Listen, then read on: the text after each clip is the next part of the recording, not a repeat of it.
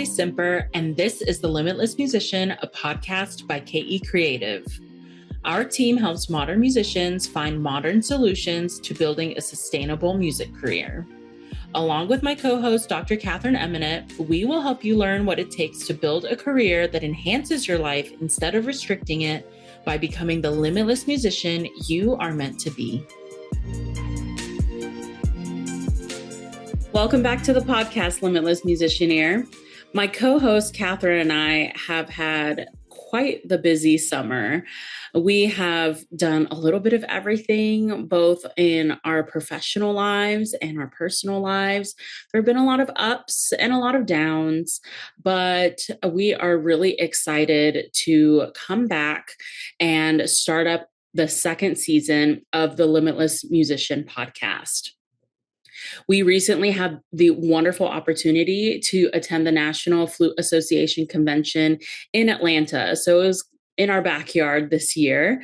And we were so fortunate to be able to meet other people who have been watching the podcast, who have been listening, and who were really excited to give feedback on what we've been doing with the podcast and in social media land. So we're really grateful to have been able to meet people in person and really get to know the people who are listening. So hopefully we'll have the opportunity to meet more of you in the future.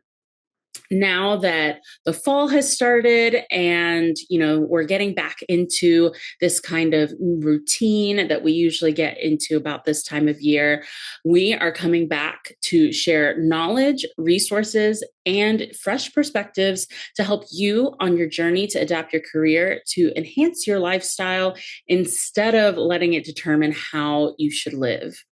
If you're new to this podcast, episodes are going to drop every other Wednesday. You can also have a steady stream of new ideas, tips, and other helpful resources by checking out The Limitless Musician on Instagram or by subscribing to the newsletter at thelimitlessmusician.com. And links are going to be in the show notes description. Even if you're not in college, teaching in a classroom, or performing in an orchestra, August and the fall in general marks a point to refresh, reset, and set goals for a better career and also for a better you.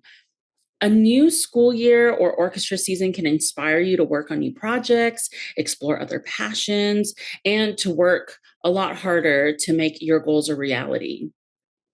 But just like when you're making New Year's resolutions in January, it's all too easy to go all in at the beginning, just to lose steam, to burn out, experience frustration or roadblocks.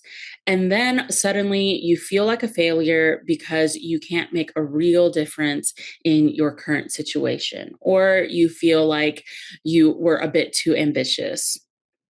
I know that feeling of excitement that comes from thinking that I'm just going to totally reinvent myself or accomplish the biggest milestone of my career this year, just to get distracted by the noise that comes from real life, real setbacks, and real obstacles.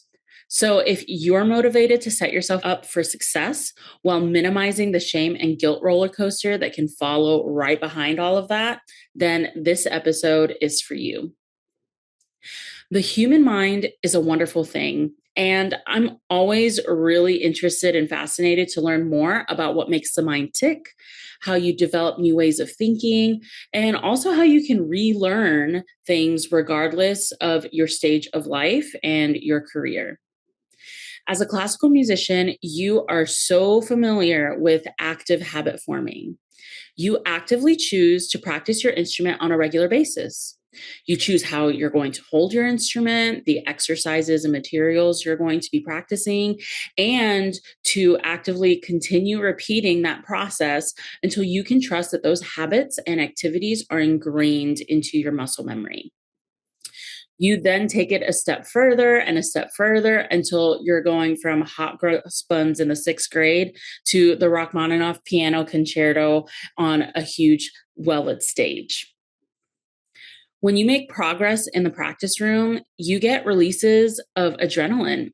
and they train your brain to believe that your system of making progress is working. And since I talked about practicing, let's stick with that example. So let's say you finally nailed a difficult passage that you've been just really working on after 2 hours. And as you're evaluating and trying to figure out, okay, what led to my success? What led to my progress? You notice that you happen to be practicing for 2 hours. Well, even if it takes you 30 minutes to accomplish a similar goal in a different practice session, in the back of your mind, you know that there is the potential to make even more progress by tacking on another hour and a half. You know all too well that measuring a perfect formula for practice room success is impossible. But because as humans, we're wired to make connections and build habits, it's easy for you to more consistently set a personal standard of making noticeable progress within 30 minutes, but significant progress within 2 hours. Now, if you existed in this perfect little vacuum where practicing your instrument was the only thing you had to focus on, then maybe it would be a lot easier to outline those essential habits and patterns in order to consistently reach your practice goals. But there are so many other factors that you can and can't control on a daily basis that knowing your perfect formula for success beyond a shadow of a doubt is just not realistic. So let's talk about what is realistic. Realistically, you are responsible for way more things than getting better on your instrument. You may have school, a job, both. You have personal, social, and professional responsibilities that are not always going to happen when it's convenient for you.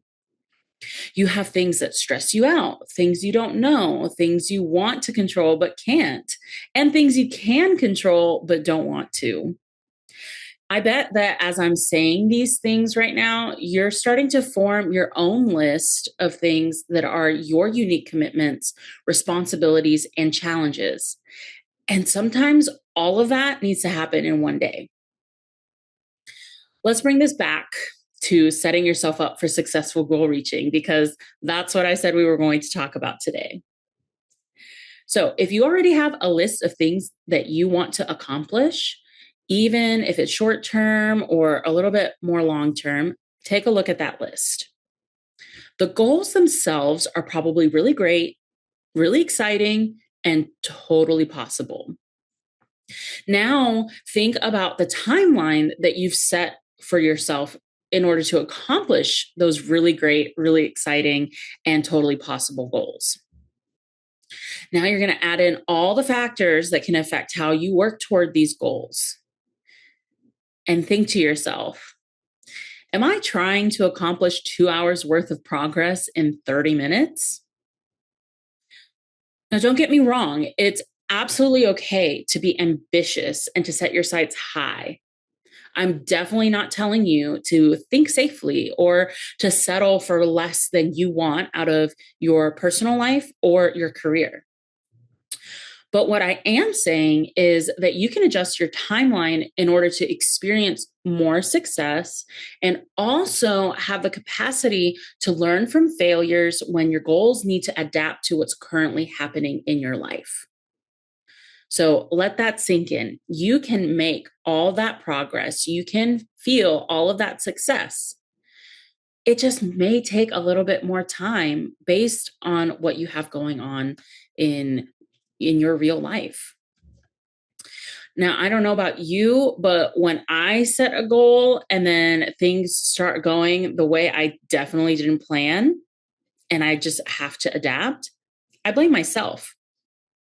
If I don't get called back to sub for an orchestra, well, then it's because I did something wrong.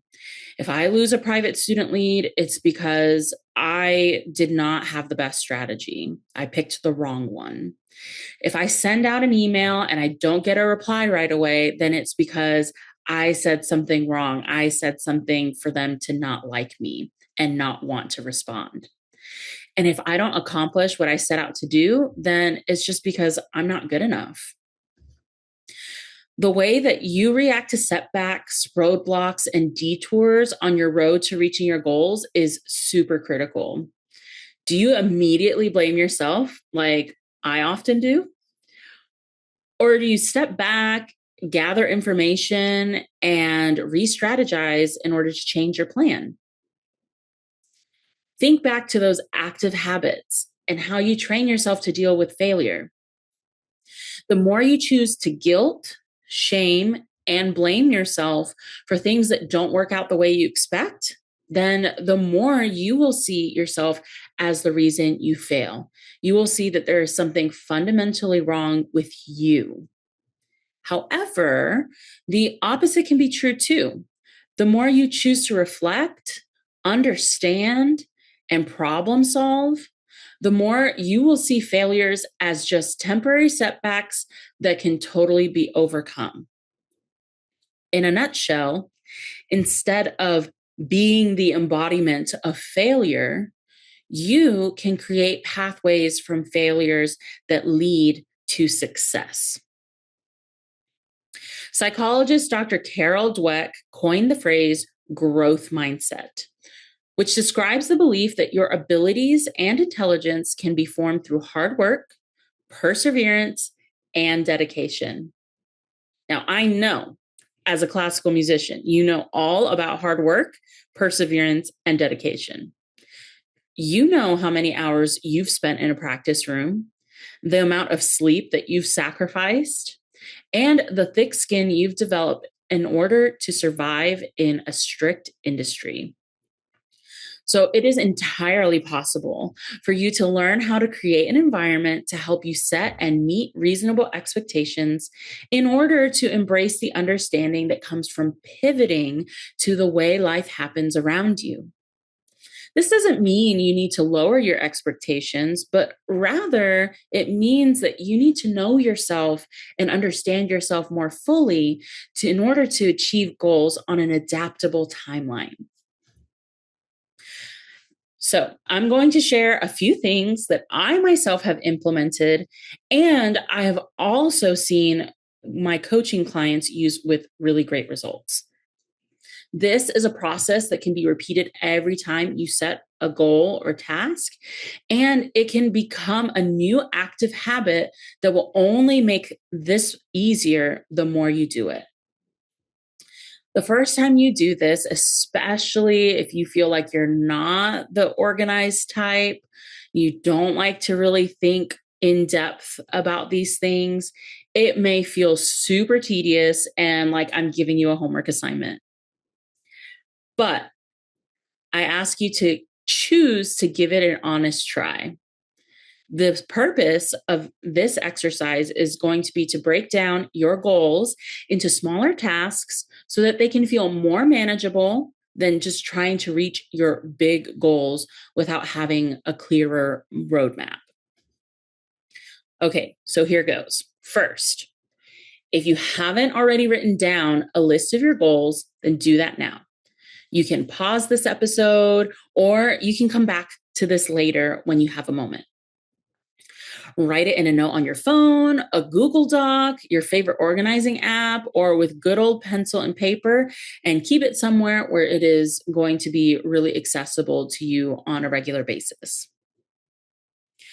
So once you have that list of goals that you want to work towards, make 3 categories for these goals: short-term, midterm, and long-term.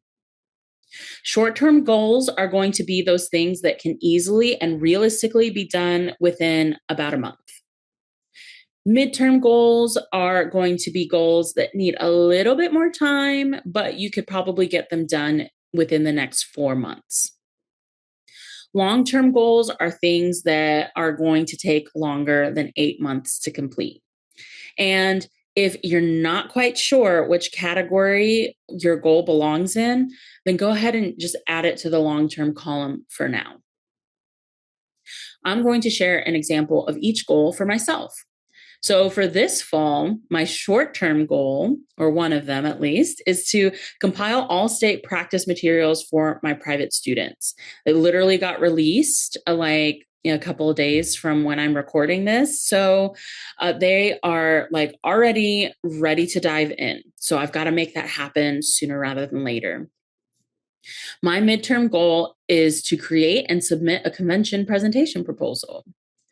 My long-term goal is to improve my personal health and my well-being from where it is now. Okay, so the next step, look at your short-term list of goals and write down the steps that go into making this goal feasible. For my short-term goal, I need to make recordings of the etudes, find performance videos of the source material, notate each etude, and put it all into one place for my students to access that. So those are my steps in order to make my short-term goal happen. Once you've done that with your short-term goals, you've now broken them down into smaller tasks that can be added to your schedule where and when you have the time to complete it. So when you have open time and also the motivation to be productive, because both of those don't always line up, you can pick from the list of those steps and then do whatever is easiest for you. Eventually, you're going to want to do the same process of breaking down these smaller steps for your mid and long-term goals. However, give yourself the patience to outline those steps when you have the bandwidth to think through them, because this is a lot of mental work. So you definitely don't want to overwhelm yourself just by doing it all in one setting. And that leads us to the most important step of this process. Set aside consistent time to revisit, reflect, and readjust your goals. Like I said, you don't want to burn out just from having to think about them and all the little things that go into making these a reality. Treat yourself to lunch, go to your favorite cafe, or do whatever will get you excited and motivated to think through your goals each week, each month, or however your schedule will look like for this. For me, Fridays are my admin day, where I can spend time acknowledging what I've already accomplished, what I want to get done for the next week, and what I need to rethink or adjust or just sit on a little longer. My admin days typically involve having my favorite snack handy, and I also make sure that my trusty fur assistant Grim is in the room in case I need a break and I just want to give him all the rubs. So I know that was probably a lot to take in. Go back and listen to that process again, especially when you have time to sit through and really work through these steps. Right now, you may have thought at some point, like, wow, this just sounds like way more work than just doing things the way that I've always done them. I can figure out myself and I can figure it out in an easier way. And yes, relearning how to do something you already have a system of habits for can be challenging, regardless of what you're trying to relearn.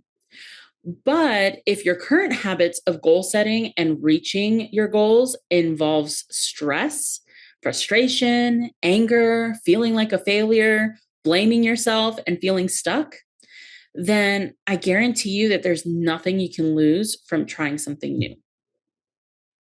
So here's the breakdown of your nuggets of knowledge to take from this episode. 1, just like you formed habits to master your instrument, you can form habits to create an environment where you can not only set reasonable goals, but you can reach them even when life gets in the way. 2, your timeline for accomplishing certain goals can look good on paper, but in practice, there are so many factors that can make that ideal timeline impossible. Instead of lowering your standards and crushing your ambition, be open to reaching your goals by walking down other paths. 3, having a growth mindset means that you don't need to avoid failure in order to be successful. You can choose to create pathways from failures that lead to your own success by practicing a constructive inner dialogue instead of a negative one. 4, create a list of short, mid, and long-term goals and break them down into smaller tasks that you can more easily fit into your schedule.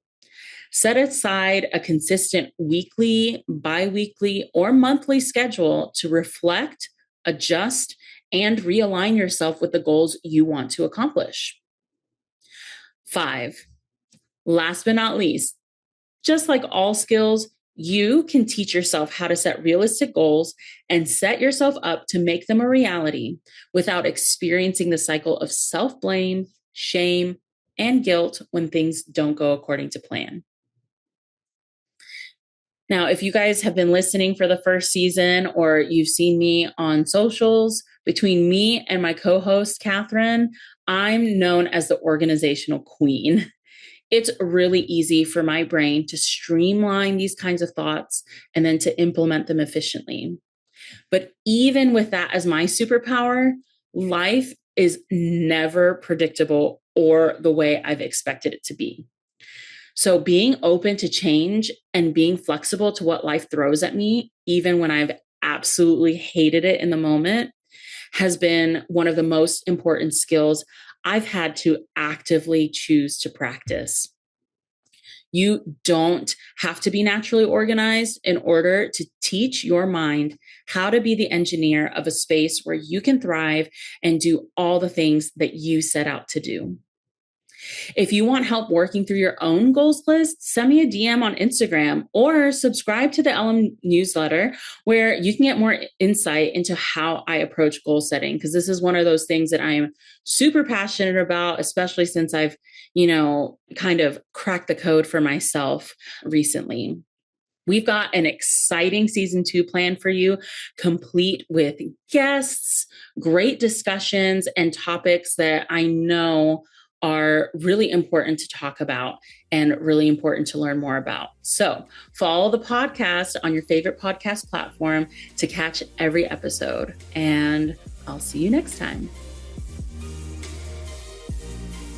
That's all for today's episode on The Limitless Musician. If you liked this episode, follow us on Instagram at The Limitless Musician to tell us what you want to hear next. Remember to subscribe to our newsletter to get exclusive content that won't show up anywhere else by clicking the link in the show notes. Until next time.